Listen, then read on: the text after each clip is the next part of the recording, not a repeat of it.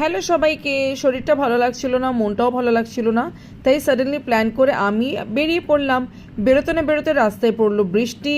জানলা থেকে দেখতে ভালোই লাগছিল, সঙ্গে আছে ছেলে। আর চলে গেলাম কস্তুরিতে। আজকে বাড়িতে রান্না হয়নি, তো ভাবলাম বাইরে লাঞ্চ করা যাক, তো সাডেনলি প্ল্যান করে বেরিয়ে গেলাম। তো গিয়ে দেখি বাপ রে কি ভিড় ভিতরে, মনে হচ্ছে যেন আজকে কেউই বাড়িতে রান্না করেনি, শুধু আমি না, সবাই চলে এসছে এখানেই খেতে। তো যাই হোক, টেবিল তো পেয়ে গেছিলাম, বসে বসে ওয়েট করছিলাম, মেনু অর্ডার করে দিয়েছিলাম। তারপরে কাঁসার থালায় সবুজ কলা পাতা দিয়ে সাজিয়ে গেল প্লেট। তো খালি প্লেট নিয়ে বসলাম।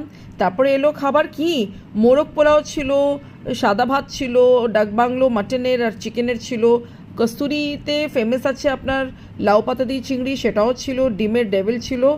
তো এটা চিংড়ি বের করে করে সব বেঁচে খাচ্ছিলাম, আমার তো ভীষণ ফেভারিট। একটা সময় এটা ফ্রিতে দিত। তারপরে এটা হয়ে গেল মাটন ডাক বাংলো, তার সঙ্গে মোরগ পোলাওর সঙ্গে দারুণ টেস্ট। আপনারাও পারলে ট্রাই করবেন এসে। Bye bye.